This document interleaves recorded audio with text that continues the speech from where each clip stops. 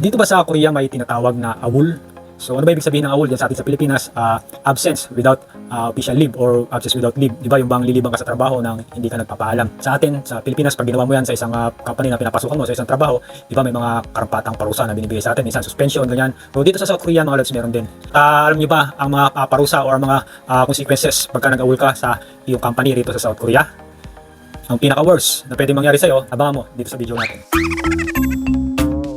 Hey, what's up guys? It's me Marlon, Just for Fun TV, and welcome sa ating YouTube channel. So for today's video mga lods, gusto ko lang i-share sa inyo yung nabalitaan natin tungkol dun sa tatlong kababayan natin na seasonal worker na dumating dito sa South Korea at ilang buwan pa lang na nagtatrabaho. So itong story na to is galing dun sa isang idol natin na poging-pogi, ayan, si Idol Kurikong TV. So nakausap ko siya nung isang araw at ayan, nagkumustahan kami at naikwento niya nga sa akin yung nangyari dun sa tatlong seasonal worker na taga Pampanga. Ganito daw ang nangyari mga lods. Hindi ko na masyadong i-detail bali papahapyaw ko lang sa inyo at i-connect ko dun sa mga EPS kung possible ba na mangyari din sa kanila yung mga ganong kaso. So ang nangyari mga lods, yung tatlong seasonal worker na yun, I think that's Sunday or araw ng pahinga nila, wala silang pasok. So, umalis sila ng umaga ng linggo. Alam ng mga kasama, mamamalengke. So, siguro ang paalam, mamamalengke. So, alas 9, inabot daw ng tanghali, hapon, hanggang gabi, hindi pa raw nagsisibalik. Bumalik daw doon sa kanilang tirahan, alas 12 na ng hating gabi. Hulaan nyo kung ano nangyari.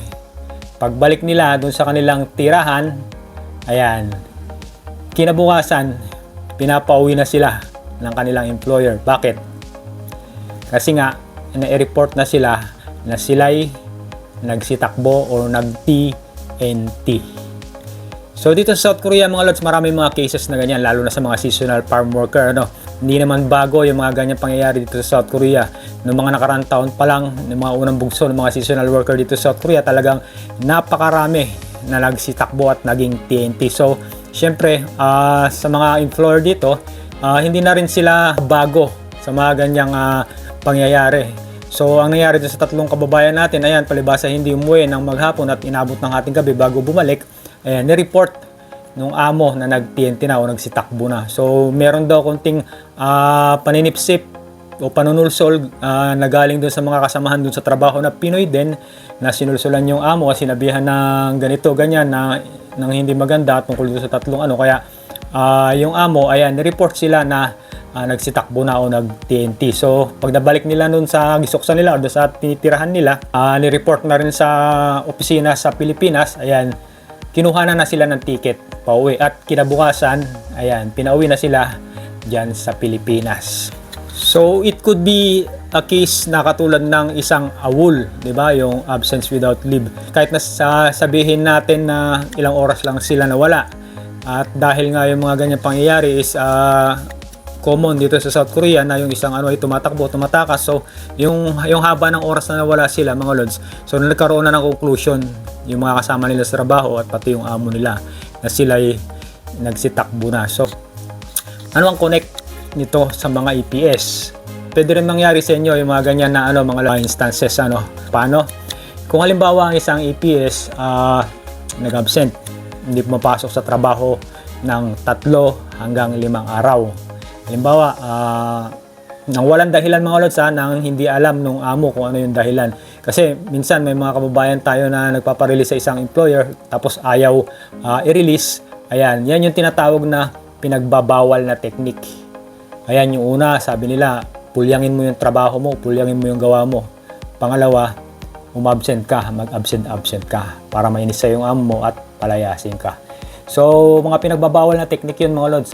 Sa mga EPS na bagong dating o sa mga pangarating pa lang, advice ko sa inyo na huwag niyong gagawin yun mga lods. Parang parang balasubas na technique.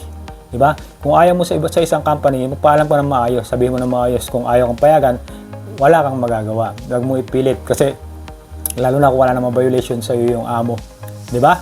So, napunta ka rito sa abroad, alam mo yung klase ng trabaho na pupuntahan mo rito na alam mo na mahirap. Tapos, palibasa hindi mo kursunado yung trabaho, magpaparelease ka, di ba? So, parang hindi tama, di ba? So, daanin mo sa tamang proseso. Marami ng mga Koreano dyan na mga sadyang dyan na nakukuha sa pakiusapan. So, huwag nyo dadaanin doon sa patigasan kasi nga isipin natin na tayo mga dayuhan dito tayo pagtrabaho lamang, di ba? Paano mangyayari sa'yo pagka halimbawa umabsent ka ng 3 hanggang 5 araw na wala kang abiso sa amo mo, na hindi ka nagpaalam at di alam ng amo mo yung dahilan kung bakit ka nag-absent. So, ang possible na mangyari sa inyo yan, mga lods, kagaya ng nangyari dun sa 3 seasonal worker, ayan, pwede kayong may report ng AWOL ng amo nyo. At pag ni-report kayo ng AWOL, ano mangyari sa inyo? Determinate yung visa ninyo. At kayo'y magiging TNT na. Ganon, posible yan mga lods na mangyari sa inyo. Pag halimbawa 3 araw hindi kayo nakikita ng amo nyo, hindi alam kung saan kayo nagpunta, at wala siyang idea kung nasaan kayo, ayan, pwede siyang tumawag sa immigration na sabihin, si Juan Tamad, ayan, 3 araw na hindi napapakita rito, nag-TNT na yata. 3, 5 araw na hindi napapakita rito, nag-TNT na yata.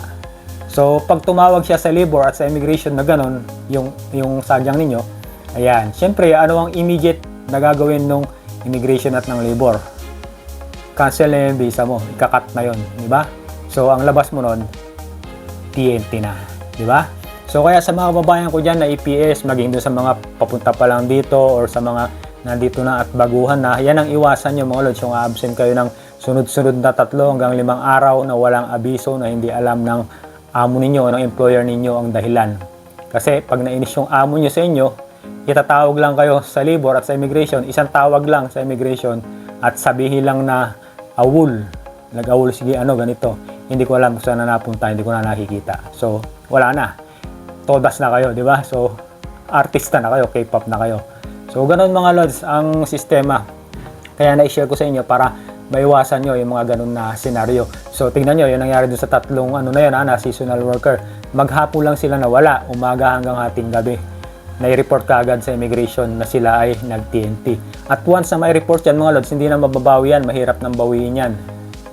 So, ano ang magiging nyo, kakainatnan, uwi na talaga kayo ng Pilipinas.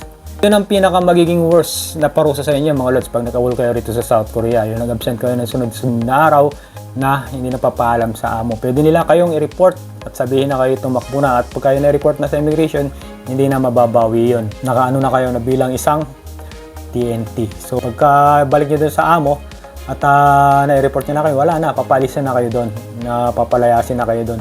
At baka nga mamaya, nipilit nyo na hindi kayo nag-AWOL o hindi kayo nag-TNT tapos na-report na kayo ng amo nyo. Baka mamaya yung amo nyo pa mismo ang magpahuli sa inyo, tumawag ng pulis o ng immigration para damputin kayo. So, ganun dito sa South Korea mga lods, huwag tayong magmamatigas sa mga amo natin kasi tayo yung mga dayuhan lang dito. Kailangan nating sumunod sa mga patakaran dito, hindi porke minsan may mga konting violation yung mga amo, ayan, nakipagmatigasan tayo. No? Tignan natin yung, yung oportunidad na ibinigay sa atin ng South Korea o ng mga sadyang dito, huwag nating abusuhin.